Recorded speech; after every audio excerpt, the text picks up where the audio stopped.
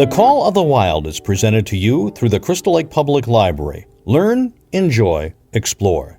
Please visit online at clpl.org. The latest messages can be found online and a list of upcoming events. You may also view the Crystal Lake Public Library's full calendar. I'm Stew Cohen, your host for The Call of the Wild by Jack London. And now, Chapter 5, The Toil of Trace and Trail. 30 days from the time it left Dawson, the saltwater mail with Buck and his mates at the fore arrived at Skagway. They were in a wretched state, worn out and worn down. Buck's 140 pounds had dwindled to 115. The rest of his mates, though lighter dogs, had relatively lost more weight than he. Pike, the malingerer, who in his lifetime of deceit had often successfully feigned a hurt leg, was now limping in earnest. Solix was limping, and Dub was suffering from a wrenched shoulder blade. They were all terribly footsore. No spring or rebound was left in them. Their feet fell heavily on the trail, jarring their bodies and doubling the fatigue of a day's travel. There was nothing the matter with them except that they were dead tired. It was not the dead tiredness that comes through brief and excessive effort, from which recovery is a matter of hours, but it was the dead tiredness that comes through the slow and prolonged strength drainage of months of toil. There was no power of recuperation left, no reserve strength to call upon. It had been all used, the last least bit of it. Every muscle, every fiber, every cell was tired, dead tired, and there was reason for it. In less than 5 months, they had traveled 2,500 miles, during the last 1,800 of which they had but 5 days' rest. When they arrived at Skagway, they were apparently on their last legs. They could barely keep the traces taut, and on the downgrades, just managed to keep out of the way of the sled. "Mush on, poor sore feets," the driver encouraged them as they tottered down the main street of Skagway. "This is the last. Then we get one long rest, for sure, one bully long rest." The drivers confidently expected a long stopover. Themselves, they had covered 1,200 miles with 2 days' rest. And in the nature of reason and common justice, they deserved an interval of loafing. But so many were the men who had rushed into the Klondike, and so many were the sweethearts, wives, and kin that had not rushed in, that the congested mail was taking on alpine proportions. Also, there were official orders. Fresh batches of Hudson Bay dogs were to take the places of those worthless for the trail. The worthless ones were to be got rid of. And, since dogs count for little against dollars, they were to be sold. 3 days passed, by which time Buck and his mates found how really tired and weak they were. Then, on the morning of the 4th day, 2 men from the States came along and bought them, harness and all, for song. The men addressed each other as Hal and Charles. Charles was a middle-aged, lightish-colored man with weak and watery eyes and a mustache that twisted fiercely and vigorously up, giving the lie to the limpy, drooping lip it concealed. Hal was a youngster of 19 or 20, with a big Colt's revolver and a hunting knife strapped about him on a belt that fairly bristled with cartridges. This belt was the most salient thing about him. It advertised his callowness, a callowness sheer and unutterable. Both men were manifestly out of place, and why such as they should adventure the north is part of the mystery of things that passes understanding. Buck heard the chaffering, saw the money pass between the man and the government agent, and knew that the Scotch half-breed and the mail train drivers were passing out of his life on the heels of Perot and Francois and the others who had gone before. When driven with his mates to the new owner's camp, Buck saw a slipshod and slovenly affair, tent half-stretched, dishes unwashed, everything in disorder. Also, he saw a woman. Mercedes, the men called her. She was Charles' wife and Hal's sister. A nice family party. Buck watched them apprehensively as they proceeded to take down the tent and load the sled. There was a great deal of effort about their manner, but no businesslike method. The tent was rolled into an awkward bundle 3 times as large as it should have been.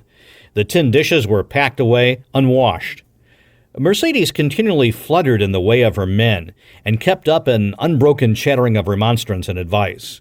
When they put a clothes sack on the front of the sled, she suggested it should go on the back, and when they had put it on the back and covered it over with a couple of other bundles, she discovered overlooked articles which could abide nowhere else. but in that very sack, and they unloaded again. 3 men from a neighboring tent came out and looked on, grinning and winking at one another.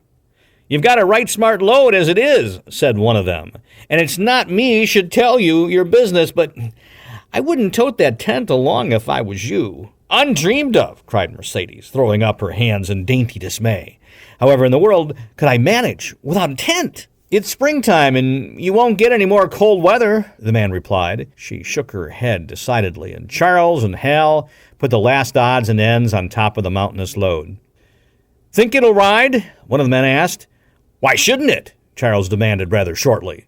"Oh, that's all right, the man hastened meekly to say. "I was just wondering, that is all. It seemed a mite top-heavy."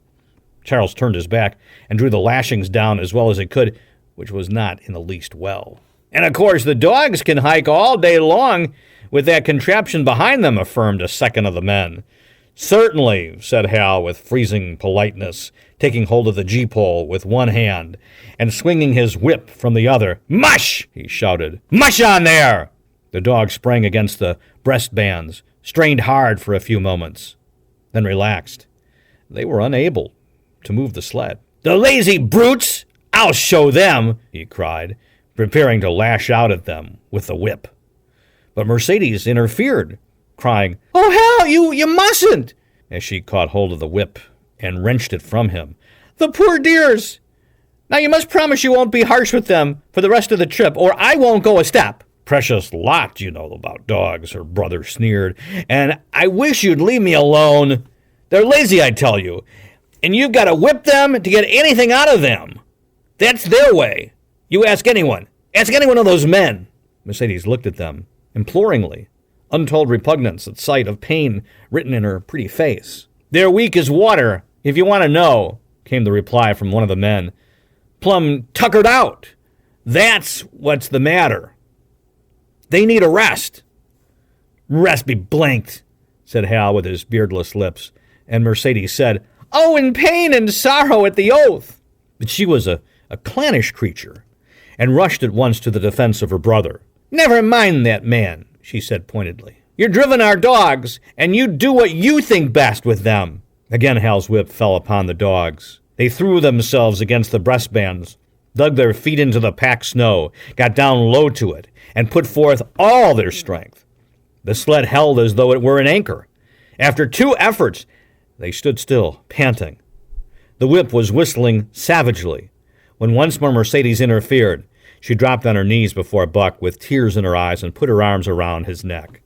"You poor dears, you poor dears," she cried sympathetically. "Why don't you pull hard? Then you won't be whipped." Buck did not like her, but he was feeling too miserable to resist her, taking it as part of the day's miserable work. One of the onlookers, who had been clenching his teeth to suppress hot speech, now spoke up. "It's not that I care a whoop what becomes of you, but for the dogs' sakes, I just want to tell you, you can help them a mighty lot by breaking out that sled.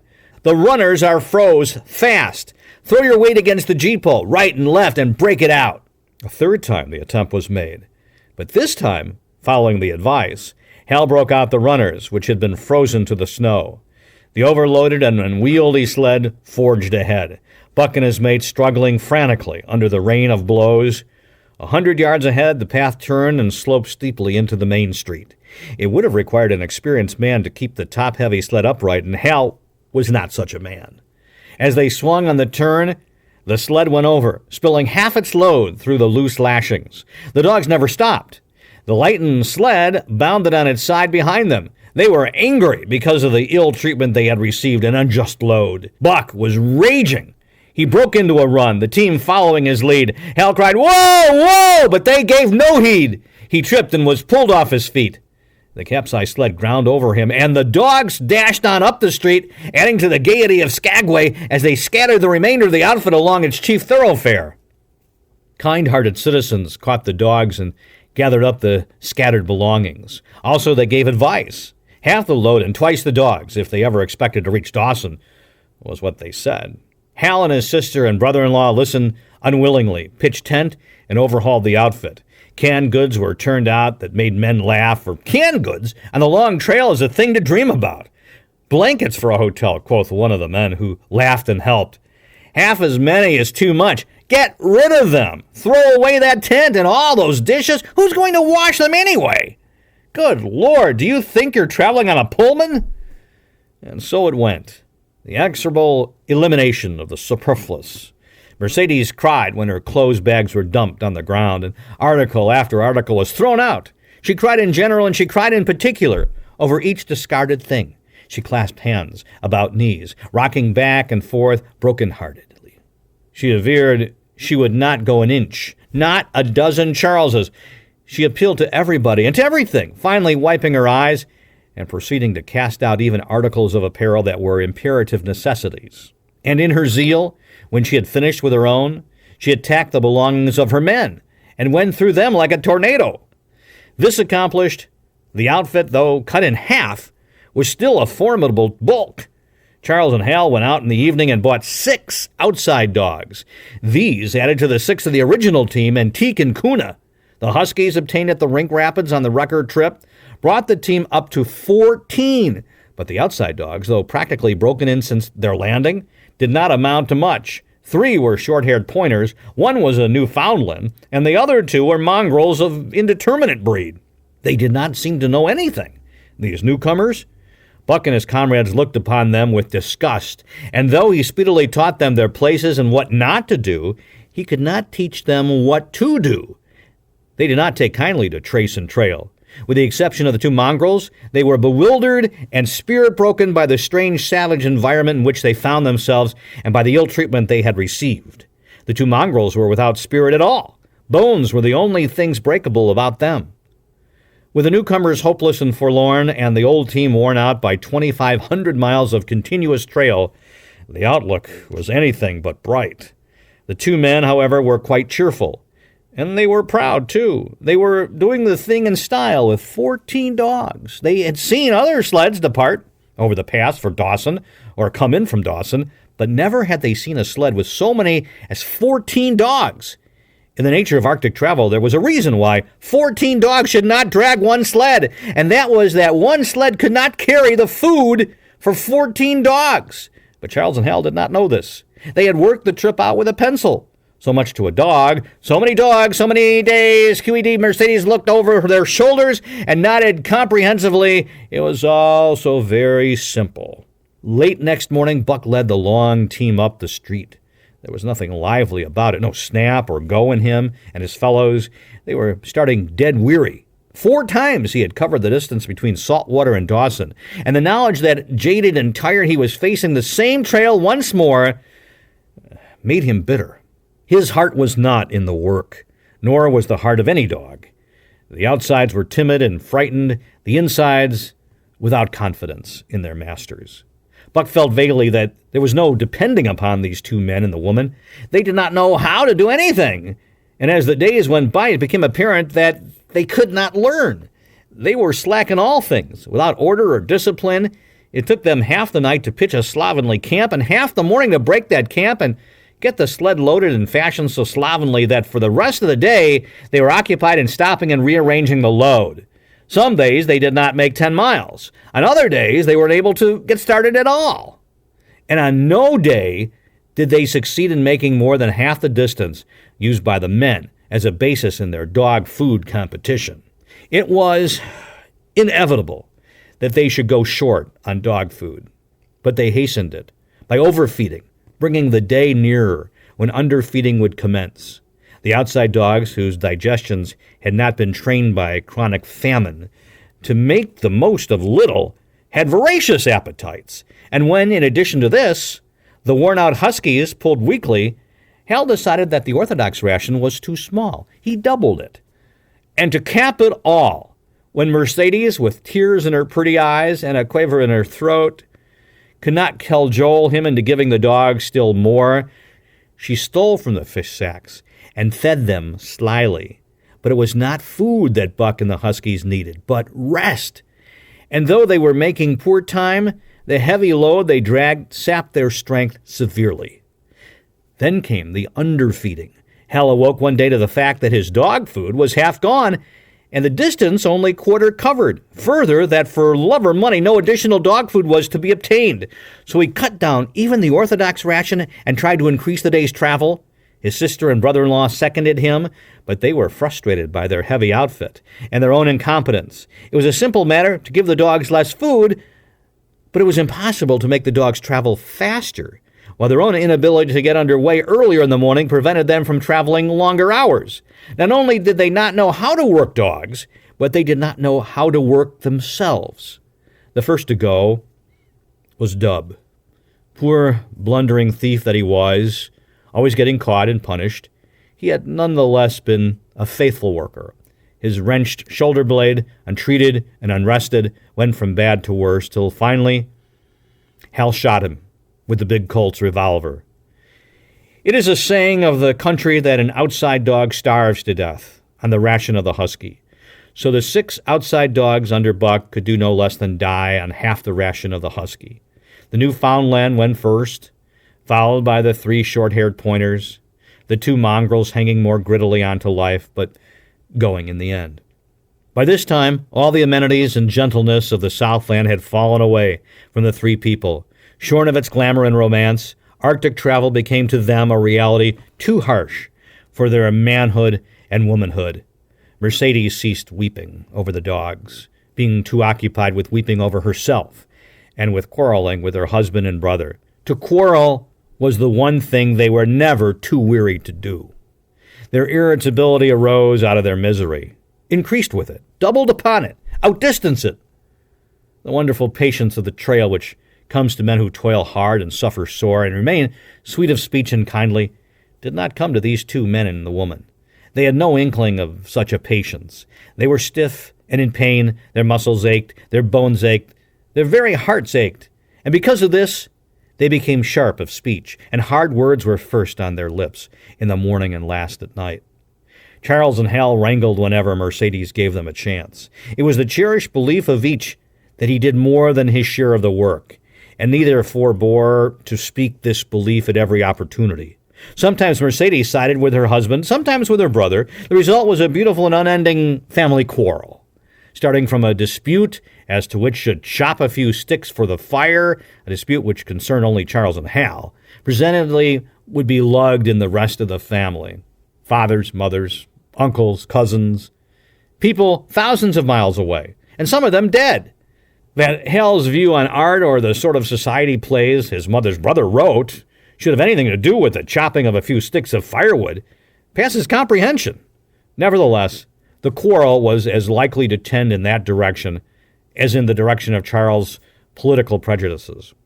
And that Charles's sister's tale-bearing tongue should be relevant to the building of a Yukon fire was apparently only to Mercedes, who disburdened herself of copious opinions upon that topic, and incidentally upon a few other traits unpleasantly peculiar to her husband's family. In the meantime, the fire remained unbuilt, the camp half-pitched, and the dogs unfed.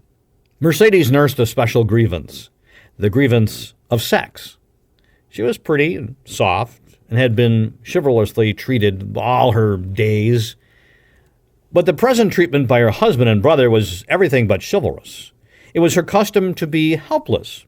They complained, upon which impeachment of what to her was her most essential sex prerogative, she made their lives unendurable.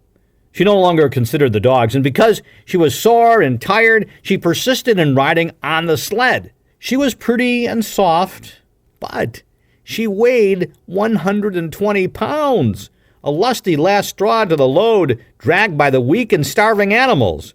She rode for days, till they fell in the traces, and the sled stood still. Charles and Hal begged her to get off and walk, pleaded with her, entreated, the while she wept and importuned heaven with a recital of their brutality.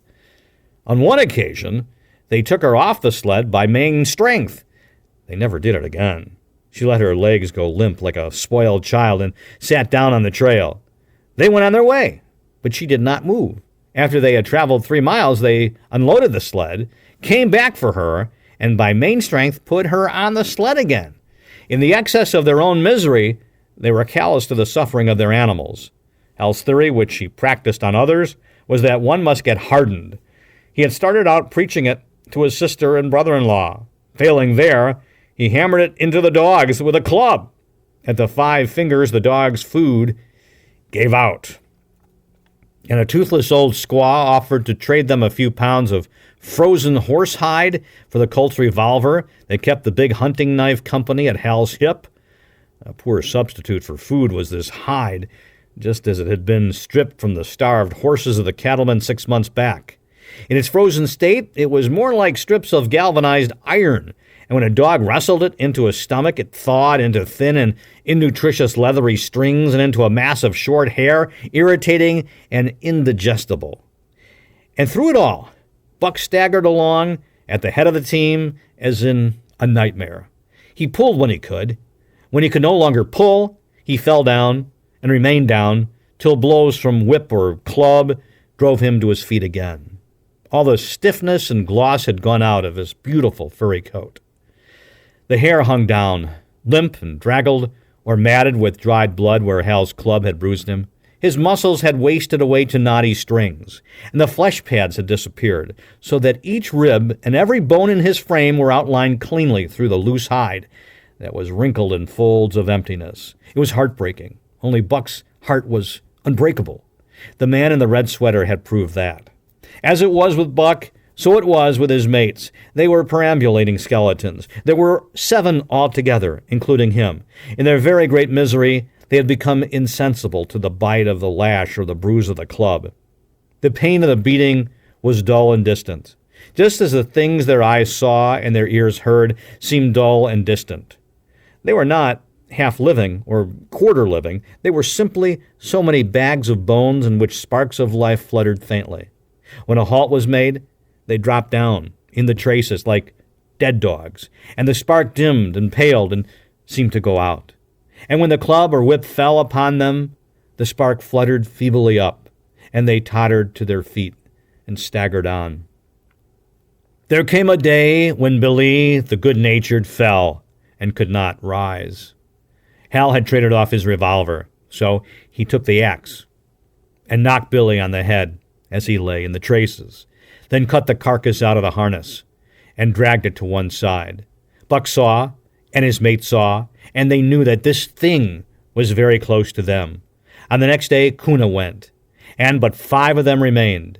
Joe, too far gone to be malignant, Pike, crippled and limping, only half conscious, and not conscious enough longer to malinger. Saleeks, the one-eyed, still faithful to the toil of trace and trail, and mournful in that he had so little strength with which to pull. Teek, who had not traveled so far that winter, and who was now beaten more than the others because he was fresher, and Buck, still at the head of the team, but no longer enforcing discipline or striving to enforce it, blind with weakness half the time and keeping the trail by the loom of it and by the dim feel of his feet. It was beautiful spring weather, but neither dogs nor humans were aware of it. Each day the sun rose earlier and set later. It was dawn by 3 in the morning, and twilight lingered till 9 at night. The whole long day was a blaze of sunshine. The ghostly winter silence had given way to the great spring murmur of awakening life. This murmur arose from all the land, fraught with the joy of living. It came from the things that lived and moved again, things which had been as dead and which had not moved during the long months of frost. The sap was rising in the pines. The willows and aspens were bursting out in young buds. Shrubs and vines were putting on fresh garbs of green. Crickets sang in the nights. And in the days, all manner of creeping, crawling things rustled forth into the sun. Partridges and woodpeckers were booming and knocking in the forest. Squirrels were chattering, birds singing, and overhead hunked the wild fowl, driving up from the south in cunning wedges that split the air. From every hill slope came the trickle of running water, the music of unseen fountains. All things were thawing, bending, snapping. The Yukon was straining to break loose the ice that bound it down. It ate away from beneath. The sun ate from above. Air holes formed, fissures sprang and spread apart, while thin sections of ice fell through bodily into the river.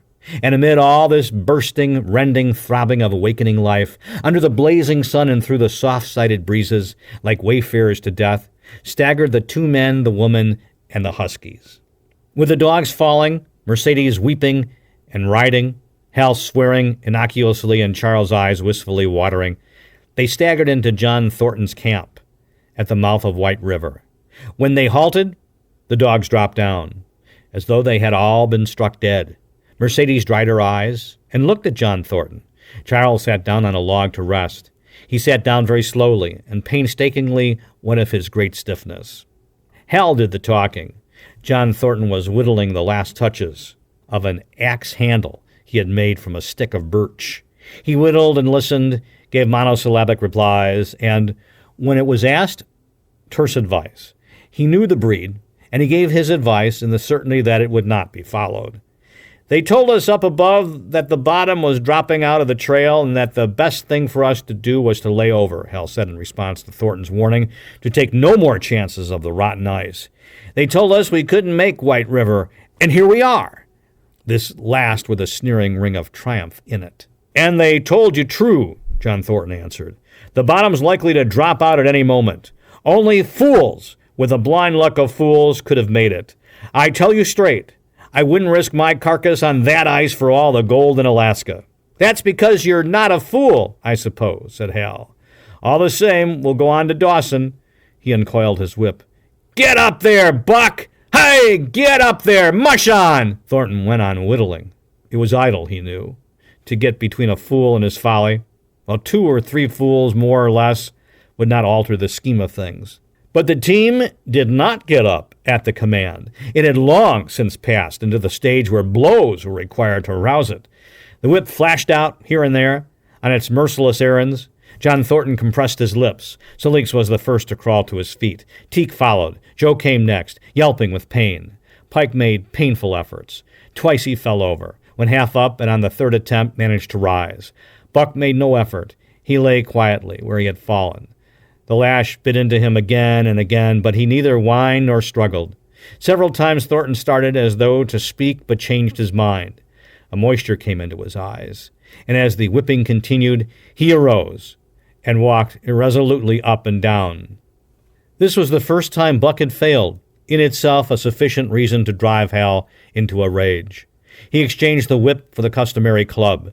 Buck refused to move under the rain of heavier blows, which now fell upon him. Like his mates, he was barely able to get up, but unlike them, he had made up his mind not to get up. He had a vague feeling of impending doom. This had been strong upon him when he pulled into the bank, and it had not departed from him.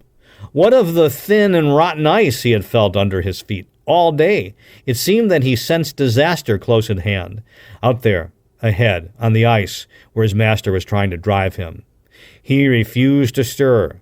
So greatly had he suffered, and so far gone was he, that the blows did not hurt much, and as they continued to fall upon him, the spark of life within flickered and went down. It was nearly out. He felt strangely numb, as though from a great distance he was aware that he was being beaten. The last sensations of pain left him. He no longer felt anything, though very faintly he could hear the impact of the club upon his body. But it was no longer his body. It seemed so far away.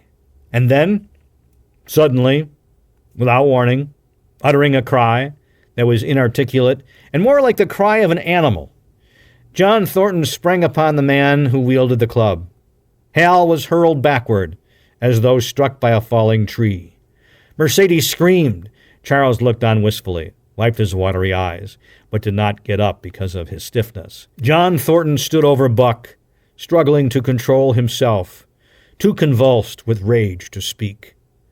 "If you strike that dog again, I'll kill you," he at last managed to say in a choking voice. "It's my dog," Hal replied, wiping the blood from his mouth as he came back. "Get out of my way, or I'll fix you. I'm going to Dawson." Thornton stood between him and Buck, and evinced no intention of getting out of the way. Hal drew his long hunting knife. Mercedes screamed, cried, laughed, and manifested the chaotic abandonment of hysteria. Thornton rapped Hal's knuckles with the axe handle, knocking the knife to the ground. He rapped his knuckles again as he tried to pick it up. Then he stooped, picked it up himself, and with 2 strokes cut Buck's traces. Hal had no fight left in him. Besides, his hands were full with his sister, or his arms, rather, while Buck was too near dead to be of further use in hauling the sled. A few minutes later they pulled out from the bank and down the river Buck heard them go and raised his head to see Pike was leading. Sulix was at the wheel, and between were Joe and Teek. They were limping and staggering. Mercedes was riding the loaded sled. Hal guided at the G-pole, and Charles stumbled along in the rear. As Buck watched them, Thornton knelt beside him, and with rough, kindly hands searched for broken bones. By the time his search had disclosed nothing more than many bruises and a state of terrible starvation, the sled was a quarter of a mile away. Dog and man watched it crawling along over the ice. Suddenly, they saw its back end drop down, as into a rut, and the G-pole, with Hal clinging to it, jerk into the air. Mercedes' scream came to their ears. They saw Charles turn and make one step to run back, and then a whole section of ice gave way, and dogs and humans disappear. A yawning hole was all that was to be seen. The bottom had dropped out of the trail. John Thornton and Buck looked at each other. "You poor devil," said John Thornton, and Buck licked his hand.